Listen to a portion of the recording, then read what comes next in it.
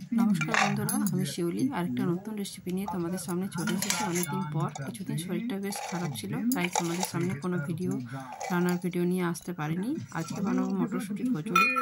মটরশুঁটিগুলোকে রাত্রিবেলা ছাড়িয়ে রেখেছিলাম।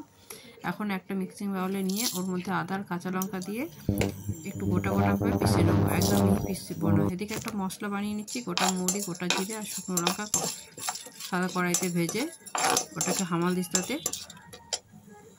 একটু হালকা করে ভেঙে নেবো, পিষে নেবো, একদম মিহি করবো না। এদিকে কড়াইতে সর্ষের তেল দিয়ে দিয়েছিলাম, ওর মধ্যে দিয়ে দিয়েছিলাম একটু হিং আর দিয়ে দিলাম বেটে রাখা মটরশুঁটিটা, দিয়ে দিলাম নুন আর চিনি পরিমাণ মতো, আর শুকনো লঙ্কা দিলাম না, যেহেতু একটা কাঁচা লঙ্কা দিয়েছিলাম। আর এদিকে মশলার মধ্যেও একটা লঙ্কা দিয়েছি, তাই ঝাল হয়ে যাবে বেশি, তার লঙ্কা দিলাম না। একটু ভালো করে ভেজে ওই ভেজে রাখা গুঁড়ো করে মশলাটা দিয়ে দিলাম, তারপর ঠান্ডা হতে রেখে দিলাম। এদিকে নিয়ে নিচ্ছি ময়দা, আটা আর ময়দা পরিমাণ মতো নিয়ে ওর মধ্যে একটু জোয়ান দিয়ে দিলাম, পরিমাণ মতো নুন দিয়ে ভালো করে মেখে নিতে হবে। আমি ময়ান দিইনি, তোমরা চাইলে ময়ান দিতে পারো, বা টক দই থাকলে টক দই দিতে পারো। আমার দুধের সর ছিল, আমি দুধের সর দিয়ে আটাটা ভালো করে মেখে নিলাম।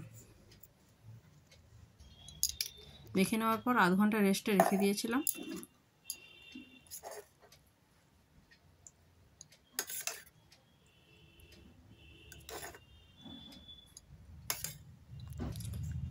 আমার রেসিপি তোমাদের ভালো লাগলে অবশ্যই একটা লাইক কমেন্ট শেয়ার করে দিও। যারা ইউটিউব থেকে দেখছো তারা চ্যানেলটাকে সাবস্ক্রাইব করে দিও, যারা ফেসবুক থেকে দেখছো তারা পেজটাকে ফলো করে দিও। এই যে আধ ঘন্টা রেস্টে রাখার পর ময়দা থেকে লেচি কেটে নিয়েছি, লেচিগুলোতে ওই কচুরির মশলাটা একটু করে মটরশুঁটিটা ভরে নেব, তারপর ভালো করে মুখটা বন্ধ করে দেব। তারপর চাকির মধ্যে হালকা চেপে চেপে হাত দিয়ে যতটা বেলা যায় বেলে নেব, তাছাড়া বেশি জোরে বেললে ফেটে যাবে।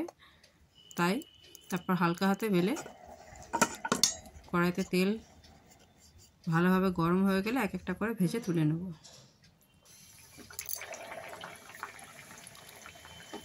যে কোনো কচুরিতে একটু মৌরি দিলে স্বাদটা বেশ ভালো হয়, সেন্টটা খুব ভালো ওঠে। তোমরা বাড়িতে অবশ্যই ট্রাই করো। রেসিপিটা ভালো লাগলে অবশ্যই লাইক কমেন্ট শেয়ার করে দিও। এই যে হয়ে গেছে, আমি 2 পিঠ লাল করে ভেজে নিয়েছি। এভাবে আমি সব কটা কচুরি ভেজে নেব। আশা করি রেসিপিটা তোমাদের খুব ভালো লাগবে।